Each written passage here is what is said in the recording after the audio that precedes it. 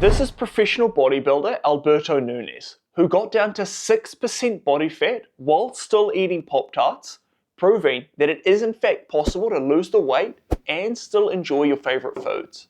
And in today's video, I'm going to share with you a highly effective dieting procedure that you can follow that will have you blowing your friend's mind as you down a double Big Mac combo whilst still rocking a six-pack. So phase one is control. What gets measured gets improved. We need at least a base level of control on where our calories are going so we can have the freedom to make tactical decisions later down the line. And I found by far the most frictionless way to do this is to put all your focus on breakfast and lunch. A lot of guys have far more consistency with their first two meals than they do for dinner. So by organizing those and getting majority of our calorie count out of the way, we can then decide at the time what junk food is going to be best for us. For example, one of my clients, Mario, wanted to go out and grab pizza with his family. He knew he could only eat 2,500 calories per day, but with breakfast and lunch already accounting for 60% of his calories, he knew exactly how much space he had left to play with, and this meant he could enjoy pizzas without completely falling off the bandwagon. This also breaks down our total calories into chunks. Let's say you plan to eat out for dinner tonight, and you know how much calories is in your breakfast and lunch. You can then use that information and decide how many extra calories you want to leave open for yourself. By knowing lunch is around 800 calories, or a third of your total, you can decide to either skip it entirely or cut a portion size out, depending on how much you plan to overeat. So now we have a little bit more control of our diet. We move to phase two, which is understanding what could go wrong. There's two huge hurdles that you're going to encounter doing this method that if you don't know and plan for, they're going to trip you up time and time again. Firstly, because we aren't calculating our dinner, we run the risk of potentially overeating or, which is far more common, undereating for dinner, which is going to leave us hungry at the worst time possible, late at night when the snacks are looking their best. The cool thing is, it's quite difficult to actually overeat on healthy whole foods. So if you do go pretty hard for dinner, there's a good chance you're still going to be under your calorie count. As long as you're eating mindfully and not eating till you're totally sick, you're going to be pretty safe. A good trick I also like to use is reducing the size of your plate. A smaller plate means smaller portion sizes. If you do find yourself hitting the late night snacks a few too many times, then the single best thing you can do is just eat way more for dinner.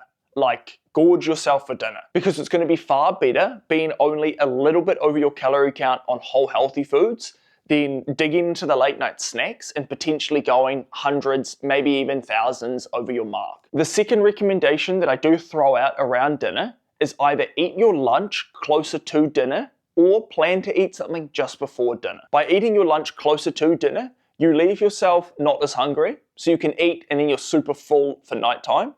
By planning to eat something before dinner, like a piece of fruit or some berries, you can grab something that's super easy, it's highly satiating, and it keeps you full for longer. So when you do come into dinner, you don't have to go super hard out, and you're going to be quite full quite early on. So that's the dinner hurdle. But there's one more potential risk that if we don't account for, it'll keep you in a cycle of losing weight, gaining weight, losing weight, gaining weight, and it will destroy your mental health. Let's say throughout the entire week, you stick to a really healthy diet, eating 200 calories under your maintenance. Sunday rolls around, and it's a super nice day, so you decide to go out with the family and get some takeouts. Now, because you're eating takeouts for dinner that night, you skip dinner, which leaves you 600 calories under your maintenance just on Sunday, but the takeout you eat is 1,800 calories. But because you've now just eaten 1,200 calories under your limit, you've taken those previous 6 days of being in a caloric deficit and reversed them. This is where junk food is so dangerous. Imagine if you didn't do any of the dieting throughout the week, and then you have that pizza on top of the usual meals you eat. You'd be in a huge surplus. So what's the solution to this problem? Well, you've got 3 lines of defense. The first line of defense is what I mentioned earlier, skipping meals in preparation for the junk food in an attempt to balance those calories out. Your second line of defense would be to go for healthier options for takeouts. Something like kebabs, Subway, sushi, where you're eating like actually whole foods are going to be far more satiating per calorie. Anything that's considered fast food is usually going to be terrible bang for your buck. And the third most effective option is just going to be to find out how many calories is in the fast food you're going to eat and match it to what you're eating throughout the day.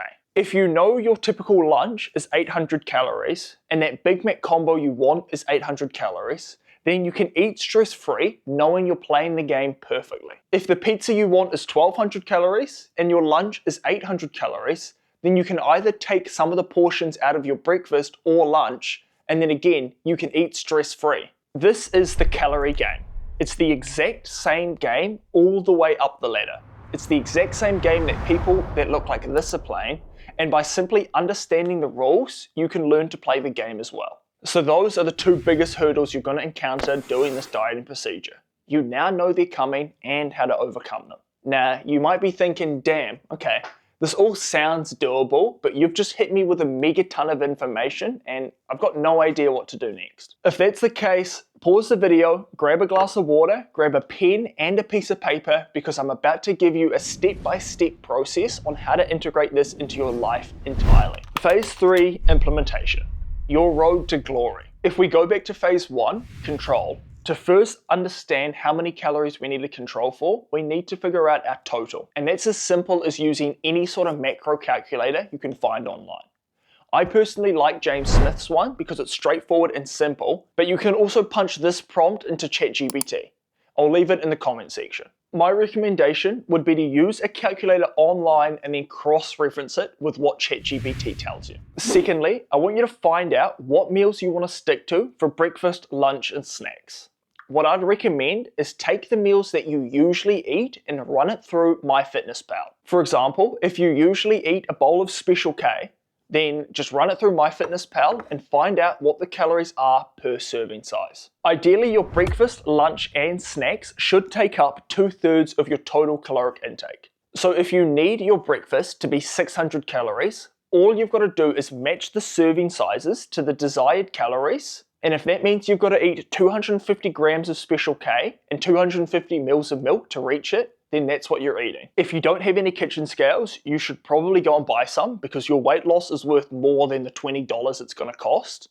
But you do have AI to help you out there as well. Using a prompt such as, what's 250 grams of Special K in measuring cups, should give you a pretty accurate result. It's not going to be perfect, but it'll be close enough. If you aren't sure what you want to eat for breakfast and lunch, and you can't really be bothered doing all the measuring and the weighing it out and the deciding, I've got a super simple meal plan that has a bunch of breakfast and lunch recipes that are quick and easy that I'm going to offer in the bio below if you want to just grab that and go. But all of this dieting is completely pointless if you don't have a reason to commit to it, which is where building a fitness habit goes with this like popcorn goes with the movies. And it just happens I've got another full guide on how to do that right here.